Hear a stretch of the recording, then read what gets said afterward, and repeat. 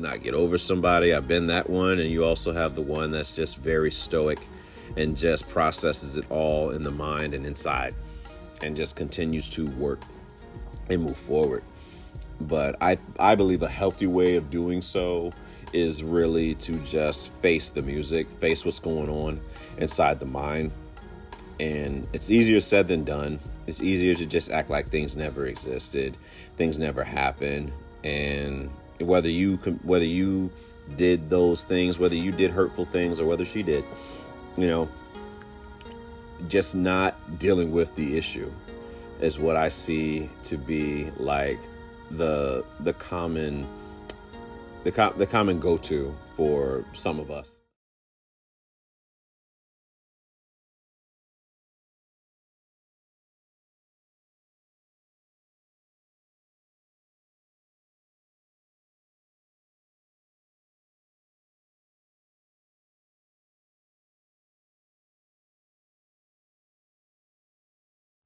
And you really just feel like a breath of fresh air. And then you put it on him or her. But when you put it on him, have mercy, God. Roll me, Mac.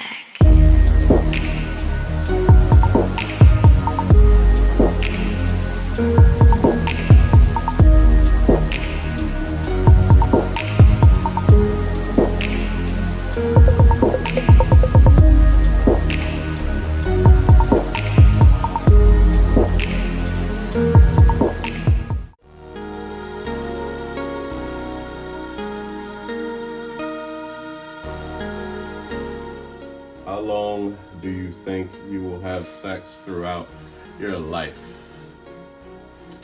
Realistically, as long as it works. Yeah, as long as it works, I intend to fully be in the mix when it comes to that. Might not be as fast, might not last as long, but I intend to be fully up in the mix. And you know what I'm saying? Like, I believe if you know how to keep the flame going, that part doesn't leave. I'm not old. I'm not old per se. You know what I mean? I'm older, but I'm not old. So I don't know how that goes once I get to 60, maybe it's Bernie Mac. I'm sick of fucking, But for now, it is, we're not giving that up. No. Too much rush of dopamine going on around him. Yeah, I mean, like I said, I anticipate to be fully engaged. Whoever's involved with me throughout, like my life, you better have ice for them walls. That's all I'm saying. You gonna need ice. You're gonna need ice packs, whatever it takes, knee braces, a helmet, whatever it comes to for protection, to protect your fragile ass bones. Start taking calcium pills or drinking milk, whatever it is, because if we switch into almond, you're not getting the calcium. So take your calcium pills and get ready. Yeah, get ready.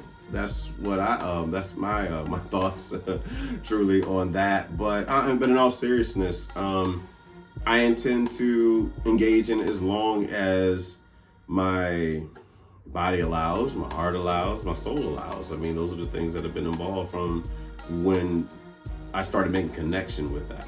You know what I mean? Before, you're just trying to figure out what to do with it, and just say that you've done it. Yeah, it feels good. You hear about sex, as a little kid. Oh man, you ever done it? Man, it feels great.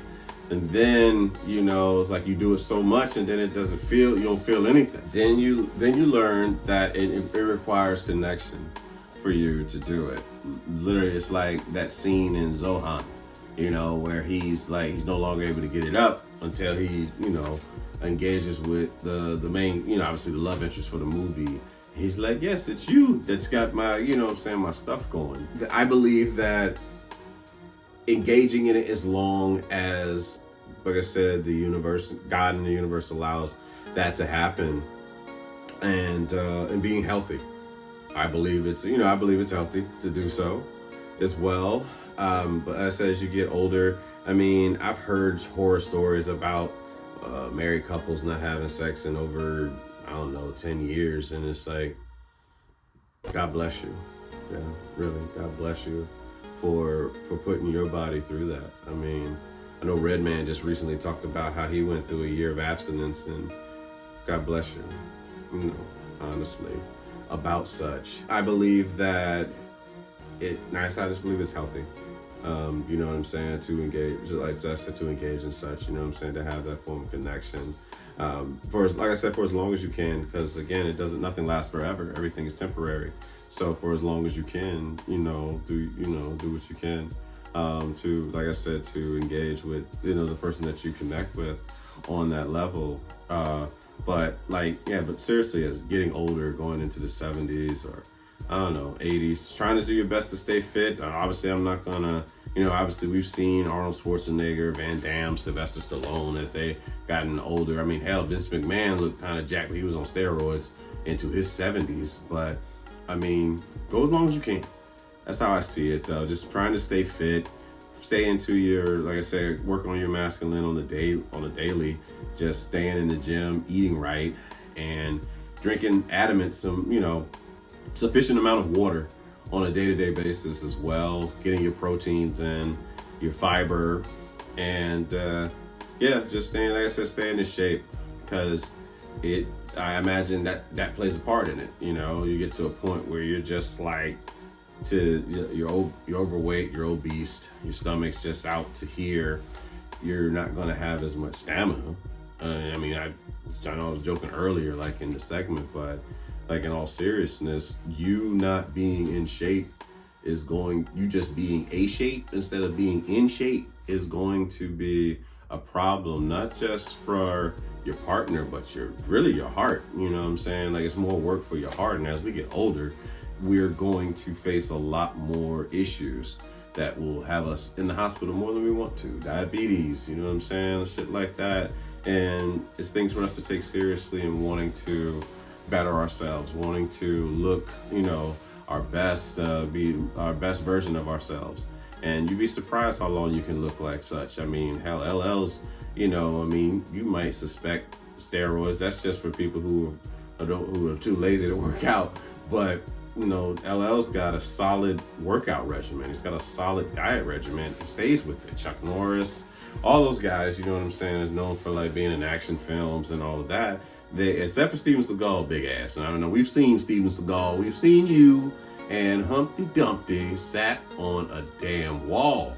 But like those other guys staying fit and you know what I'm saying, engaging, it helps to be fit in order to engage in said activity, you know what I mean? And it helps for her to be in the same position too, to work on being the best version of herself, and being, like I said, being in shape instead of a shape and all of that. Because one, we're talking about attraction. Don't get me wrong, there's porn for everybody, but like no one's pining for like the overweight level. You know what I'm saying? Like when they look up porn sites and say on both ends. It ain't high. You know what I mean? It ain't high as the rest, you know what I'm saying? People fit and shit. Now don't get me wrong, we like some thick, we like thickness and all of that as far as, the porn go.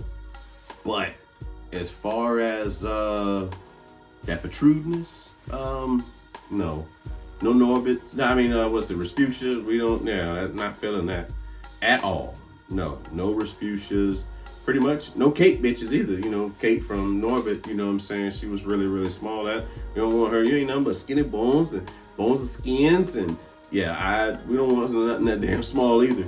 But just enough cushion to know that you know what I'm saying, you'll be okay if you get banged up against a wall or, you know, a bed or a headboard or wherever, you know, wherever the madness takes you in that moment with your given partner. You know what I'm saying? It's just like you're still able to engage in all seriousness. But yeah, how long do I anticipate having sex throughout my life? For fucking ever.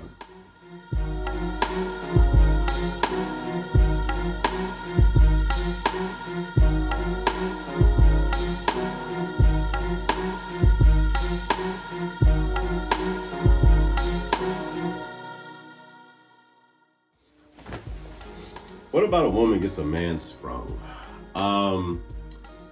It's a loaded question, right? But I'll speak from my experience of being sprung over a woman.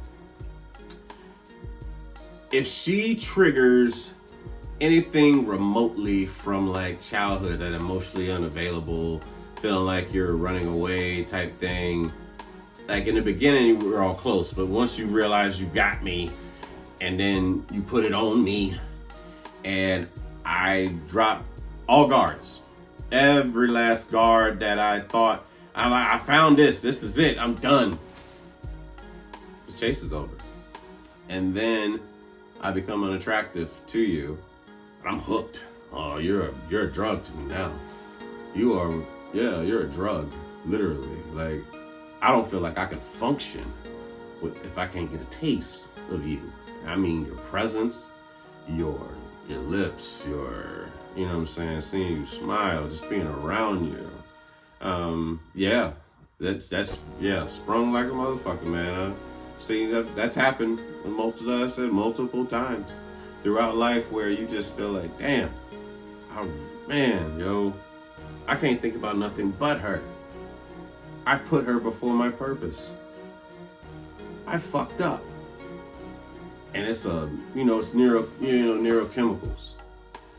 And it's like trying to break that shit so that you can function again. That's why for me, I don't think it's safe for a man to be in love. Because when a man is in love, he loses all sight of everything. You know what I'm saying? Like he'll put her before anything and lose his shit, man. I'm not saying that's impossible. I'm saying that's tough. It's challenging. It's very, very challenging to do so. So it's like I really advise men who want to operate like as leaders, as we can be for our families, our relationships, our women, what I'm saying, whatever it is, I believe it's best for you to have your mental together, because Lord knows, like whether you believe in the Bible or not, Samson and Delilah, getting your hair cut and losing all your strength because of this woman, because she's just, they're mesmerizing. They're beautiful. I wouldn't put women on pedestals. I'm just calling it like it is. Being factual and observant. When a woman puts into her beauty and lets that shine, I'm not talking about putting on a gang of fucking makeup and looking like, Harley Quinn or the Joker or anything like that. But when you really invest into yourself and you have a genuine personality and you really just feel like a breath of fresh air, and then you put it on him or her. But when you put it on him, have mercy, God. Like the feeling that comes from that, when you can become that piece, and he really can't find shit wrong with you. and he's used to, for those of us that have been dating and you're just waiting for the fucking, the rug to be pulled from under you, you're waiting for shit to fall on you to let you, no, she's for real. She really is. Yeah, this is just her character. You know what I'm saying? And she worked you. I'm talking about worked you. You know what I'm saying? Like I mean, I knew what T-Pain was talking about in the song. You know, I was also very young too. I was like, yeah, when that song came out, I was 20. Like, there was this emotion, these feelings that came across, and I've had it multiple times, and most of the time it was, that feeling of sprung was actually fear. It was fear of losing a feeling, you know? Like this shit feels so fucking good, I never want to lose this shit. So now I'm operating from a place of fear versus love. Spent years just working to maintain my mental, like being in control of my emotions. And then the universe does some shit like this. I mean, it's happened, like I said, I believe it's happened multiple times. And in those times, it was not for a woman that was best for me. She was familiar, but she wasn't best for me at the time. We had trauma bonds. You know what I'm saying? Like, I was serving a purpose for something that was familiar to her. She was serving a purpose of something that was familiar to me. And that feeling that gets over when I'm telling you, you can't do nothing but think of this motherfucker. You are literally a junkie off of her love. And you don't even gotta fuck for that matter. It literally can just be up on, you know what I'm saying? Just up under one another, you know? And it feels good in a moment, but you don't realize that you've neglected a lot of other things in your life. And, you know, 1 week of neglect can cost you a year of repair. And it was tough, man. Like, it was dating in middle school, high school was very challenging because I would, smother the shit out of that. Like, once I got to that point where you feel like this is a love that I feel like I'll never get again, scarcity mindset, I would then go into a junkie mind. And just, you just hooked everywhere. You went from being the man in a relationship to the son in a relationship. And now you just want your mama. You know what I mean? You want your mama's boy.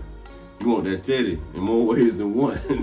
You want to be on mama's titty. You think she got everything figured out for you. Now she's leading. And you wonder why she's pushing you away. And you just get, I'm talking about sprung, boy.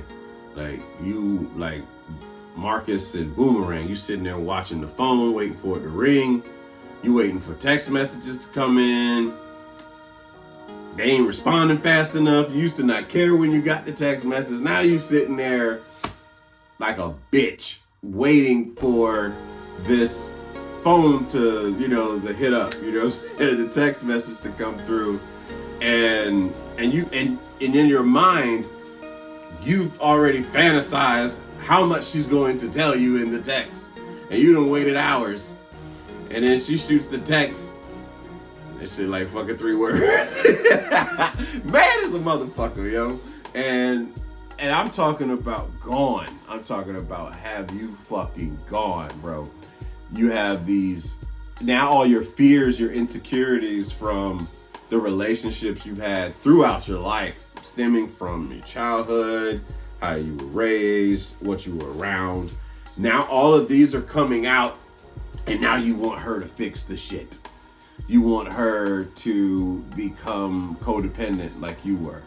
You want her to become your mother. You want her to fix what you believe is a challenge for you. And it's not her responsibility, man. It's not her responsibility to fix your insecurities. It's an insecurity. It's inside job. You know what I'm saying? It's not an out security, as I've said many times on here. It's an insecurity. And you believe that this woman she's going to be the one to fix you. Nah, man. It's too much pressure, and they can feel it. They feel it, and that resentment comes in. They wanted a man that would lead, and you showed up as an imposter. This disguise of a man that looked like he was leading. In actuality, you were just trying to summon a new mother. or parent, you know what I'm saying? Whatever the situation might be for you, that you feel like it's incomplete, and then you get with her and she feels it, man. Don't get me wrong. At first, you were high too, but then you start to become overwhelming with trying to be loved by her, and you're looking to be loved not like a man to a woman or a woman to a man. You're looking like a mother to son type thing. You're trying to recreate childhood, man, and it's not fair. It's not, man. And I don't think it's just for a man, you know, boys to women, you know what I'm saying? I really think it's girls to men too that will find themselves sprung. I'm talking about I can't live without you. Toxic. All the R&B songs make sense. All the toxic lyrics of R&B songs and major pop ballads. All that I can't breathe without you. Breathe again. Unbreak my heart. And, you know, all the shit that was put on the radio. Jodeci's, you know, Cry for You in the damn desert with leather on and boots. Trying not to pass out. But like you get wrapped up in the fantasy of what you believe love is, right? And you get wrapped up in, and truth be told, we're wrapped up in fear. Because we're afraid of losing this feeling, this emotion that generates inside our brain when we get around this person. And man, I tell you, I've come across some personalities. I'm very grateful for the experiences that I've had with these women. But man, they highlighted so many of my insecurities without even knowing at first, you know. And then you recognize, wow, damn, I used to be okay not hearing from this person in, like, you know, a certain amount of time, and then all of a sudden 30 minutes to gone by. What the hell going on? The fuck?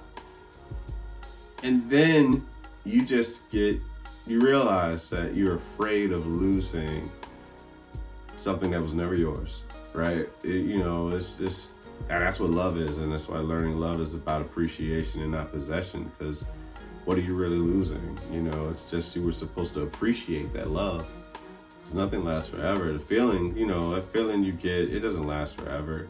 Like the first time you got a toy or whatever, you know, that high you got, oh my God, I can't believe I got NBA Jam, or, you know, Sonic the Hedgehog. I got a new Sega Genesis. I'm dating myself. Yes.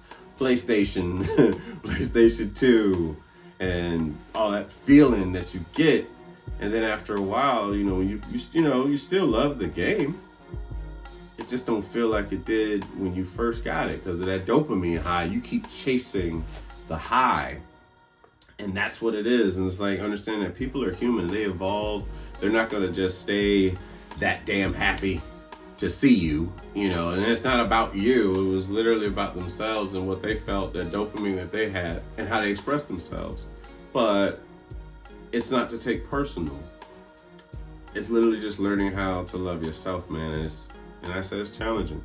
It's challenging. So like a woman getting you sprung, I think there's a lot of factors that go into it, and I really think our childhoods have a lot to deal with it. If you grew up in a home that, you know, you didn't really see much affection and all that stuff, and then you run into this person and they just want to give you affection every time you see them, man, you're going to get high. You get high off of that love, you know what I'm saying? And you don't want that to go. You love that feeling, that dopamine when you get around that person. And something that you used to appreciate now you become possessive over it. You're afraid to lose it. And that's when the challenge comes, because now now you're operating in fear instead of when you were operating in love. I believe when we first meet people, we're operating from a place of love. You know, you're learning to love them and all that shit. After a while, you get entitled. You get kind of cocky, you know, you have expectations. Not purposely. I mean, some people purposely have expectations. And our egos take over, and it's like, man, no, that's mine. Mm-mm. They're human. They're not yours. We could say that, we can joke about it, but no, they're not yours. And they've proven it by the things they've done, you know, because if it was yours, you wouldn't have wanted them to do that. But people do what they want to do. They're human. And that's why it's just simple. I'm learning, you know, I said I've been teaching myself really to learn to appreciate the person as they are. It's not easy, but learning to love them as they are, and you know, having them teach you how to love them. But when I tell you about sprung, I'm talking sprung, very much sprung. And it was due to a lot. I was projecting my insecurities onto her. My fears and all those things. But it was just a feeling that I had that caused me to be high. And I love that high that I felt that I was getting from these, you know, various women throughout my life, you know, I was calling from middle school to, you know, let's say present day. There was, like I said, there's just so many highs that were given, and it wasn't fair.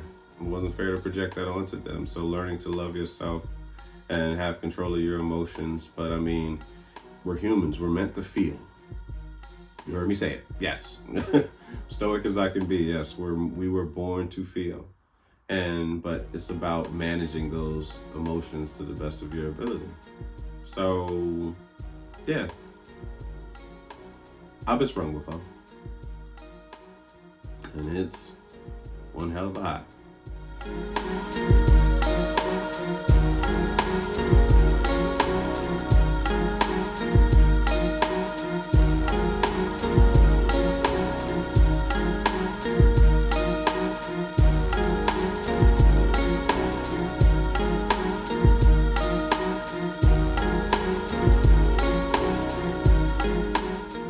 What tricks did you use in your childhood? Okay, so before motorbikes, we used to take crushed soda cans and put it like in the tires, and we would ride on it, and it would sound like a fucking moped. What other tricks we used to do? I used to have this floor model TV, and on top of it, I had this other TV, right? This is in Cuba. It's either Cuba or when we moved to, I think it was Cuba. And then when we moved to Lexington Park. And I would have to wait like 10 minutes. My TV used to have like this one line of light, right? I'd be waiting to play Ninja Turtles 2, the arcade game or whatever for Nintendo. And there would be this line that would go across my TV. And I had to wait. I literally had to wait. Like if you came over to play at my house, you might want to get a 10-minute warning because you're going to have to sit there and wait. The game will be on. You can hear the game playing. It's like the intro, and all that stuff. And then of course, like the demo is playing, but you had to wait like 5-10 minutes for it to open up. Like the picture tube for it to open up.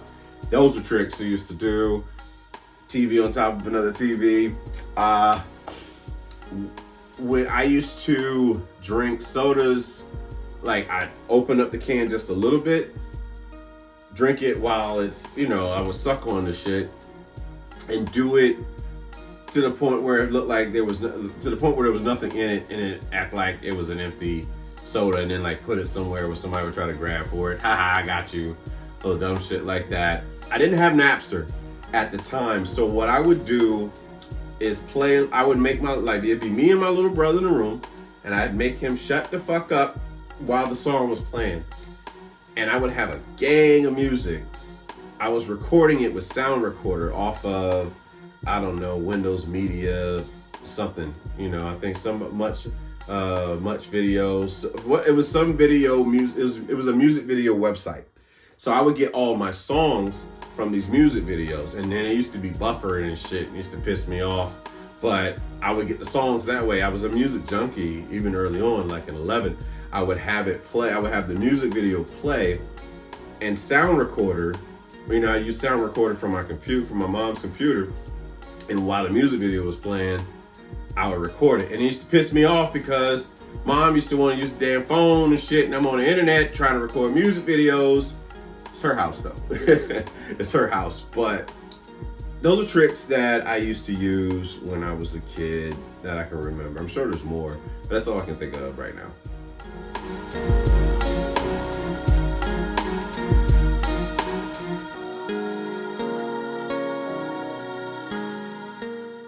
can women find high value men? Well, we have to ask ourselves, what do we deem to be high value anyway? I think it's levels to this shit. For us middle class motherfuckers, as far as being high value, I believe having emotional intelligence is helpful. And as far as where you can find that, I mean, you can check people that go to therapy. I mean, that's one way of doing it. I mean, I've met people online, so I mean, it's shot in the dark, you know what I mean? You don't recognize, it could be social media, it could be, social media apps, whatever. In person, I imagine some go to church, libraries. It's just energy. And there's something about a level of calm energy that just stands out. You can feel people's energy. Have you ever been to a store and you walk around people and you just feel that anxious energy from them? And when I feel that, I'm like, I gotta get the fuck away, because ain't no telling what you finna do. Nothing personal. I just feel people's energy, man. And when I feel people's energy and it seems like it's almost like they want me to be responsible for their insecurities, I separate myself. It's nothing personal. It's just I wish I could explain it, but there's this energy, man. And once you get attuned to it, you will know what I'm talking about. And once you feel like you're drained from being around them, as far as like how they talk about themselves and others, it becomes draining. And it just seems like they're just being a victim. You're not a victim. Like I said, you're more powerful than you give yourself credit for. But I believe that you could find high value men, bars. I won't necessarily say in a club, because again, wherever there's calmness, maybe. As far as those like professionals and stuff and like how they carry themselves, there's an elite group of men. I'm sure you can. I'd say it's easier for women, like just looking in the manosphere. But more so, the better you work on yourself, the better you're going to attract. I'll say that to any woman, So if you recognize like your peers, your friend group, if they're into chaos, you're not gonna find high value men wanting to be around chaos. You want to be around something that complements your life.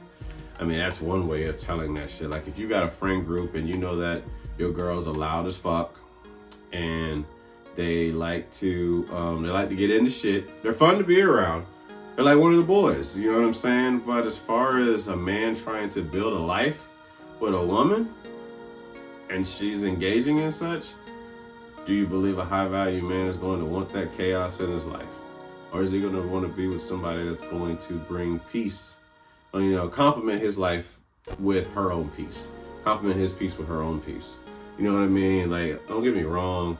You're not going to have a boring life, because high value men are constantly working on different things. They're leading, they're creating, adventures, they're creating missions, expeditions for you and him to go on. Like you're literally joining him on a journey, and he's not asking you to do things. He's he's telling you, but not telling you in a sense of like dictator. And like, I want you to join me on this journey. You know what I mean? Let me know if that's something you would like to do. But as far as where you can find them, it depends on the city too. Peep the energy of people around you. If people are constantly on the defense and looking like they're ready to square up at any given moment, it's gonna be tough. It's gonna be tough to find somebody that is going to complement your life and bring peace. Now, don't get me wrong, like for us men, we do need to know how to defend ourselves. So having the ability to scrap is helpful. It's a helpful skill. Combat skills are definitely helpful for high value men, because who's going to protect who when you're being intruded on? You get into a certain set of conflict where you're not able to escape some kind of unable to escape conflict. So it's best to have those skills for self-defense and obviously defend your family and also having the mindset of fighting is the last resort. So being able to walk away without being fear of looking like a bitch or anything like that. You just recognize it's just not important, and that individual's got more issues than you know. But you're just staying on the course. You're remembering that you're on your purpose, and that's something to just keep in mind. I do my best to, like I say, to do that and avoid conflict. And that's the best. The best fighter is the one that avoids conflict, and because it's just not worth it. What do you have to? There's nothing you need to prove. It's like what I've learned to adapt into my life. You know what I'm saying? There's a point in time where I felt like, man, I didn't really fight as much as a kid. I want to prove myself and get into stuff, but what would it do? What good would it be to be behind, bars for trying to prove your ego right when you can just accept your soul as is, But getting back to where might women find high value men? You can find them anywhere. If I'm being honest, you can find I believe you can find high value men once you recognize energy. And by energy, it's not even just about your money, although finances do help, but more so your ability to be calm in chaos and like showing how mature that you are, that you can help regulate emotions around you so that, you don't add to the anxious energy, but you're almost like you give like a sense of calmness to your peers, no matter who it is, like that they trust being around you and that you make them feel safe. I think you can find that anywhere. You know what I mean? Like you be in a country, you got men that are like down home, like country men that will defend their property, show chivalry to women, be engaged with kids, all of that can be found, just as much as it can be found. And like I said, in certain cities, it depends. There's a lot going on in New York. I'm not saying that they're not high value men there. Obviously you got professionals and all that stuff, and they very well may be away from like the noise and all that stuff. But I truly do believe you find high value men from an energy field standpoint, and having boundaries, and healthy boundaries, and saying they don't allow certain things into their diet. And I don't just mean from eating, but their diet, what they read, what they listen to. Like they're just not listening to just anything that just causes chaos in their mind. They're somebody that is very mindful of what they're ingesting into their head, into their bodies, into their spirits for that matter, into their souls. And I think that's where you find high value men. So I say that high value men can be found anywhere. And it's just about recognizing the energy. And you'll know it. You'll know once you've been around a man of value, because you won't be able to go backwards. And like I said, there's levels to this thing. And any man of value is trying to better himself every day, trying to recognize faults, being able to call himself out and then work on it and be better at it going forward. But where can a woman find high value men? Everywhere. But recognize the energy. Find out how safe you feel when you're around these high value men. How calm are you? How trusting are you for them to lead? I think that's how you know the difference. If you feel like you have to lead me, then more than likely you feel like you can do better. In my mind, that's what I feel like. So that's okay. If I'm not the one for you, then I'll have some work to do on myself. And as I work on myself, I'll get better. And same for you. As a woman, I believe that you work better on yourself, you attract better. But that's all I got about where you can find high value men. Hopefully it's helpful. If it's not, there's other avenues where you can learn about it. But I'm out. Good night, kids.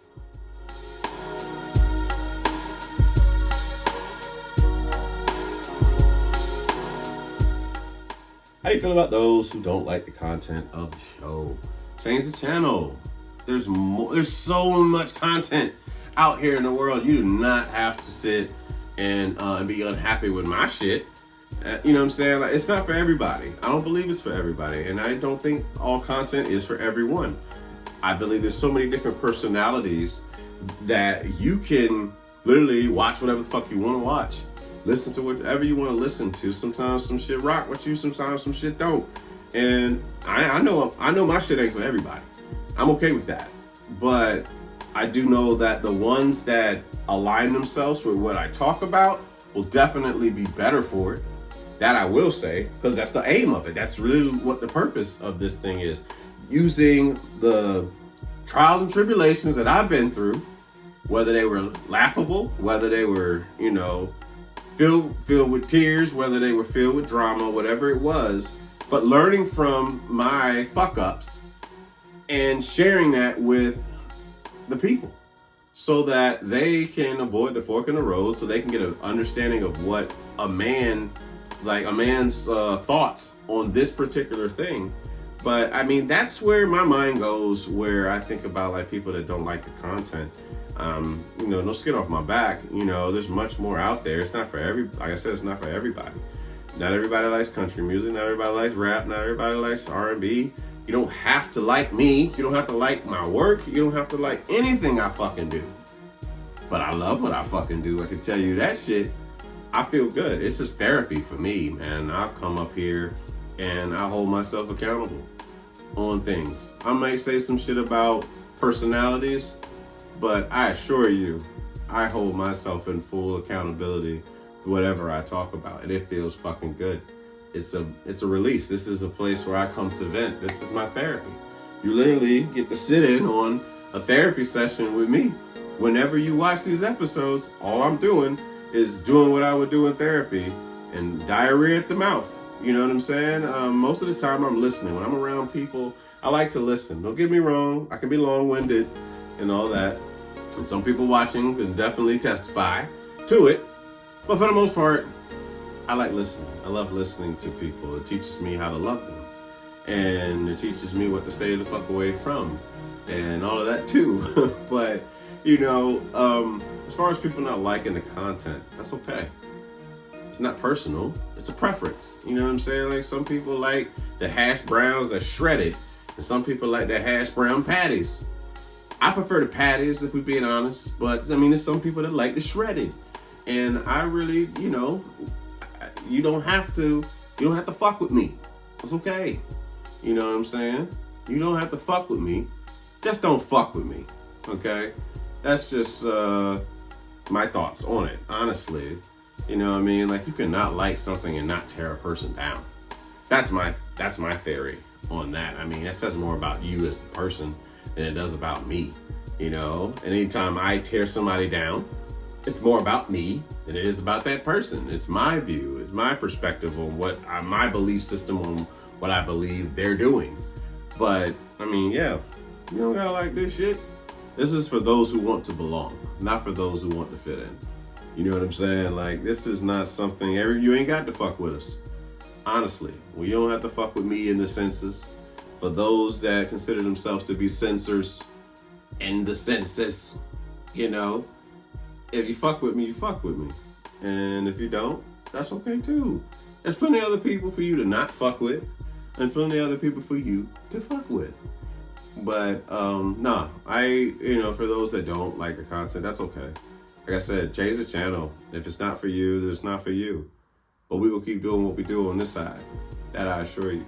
We're going to keep being vulnerable. We're going to keep talking about personal shit. We're going to keep revealing dark parts of ourselves to recognize that we're not alone.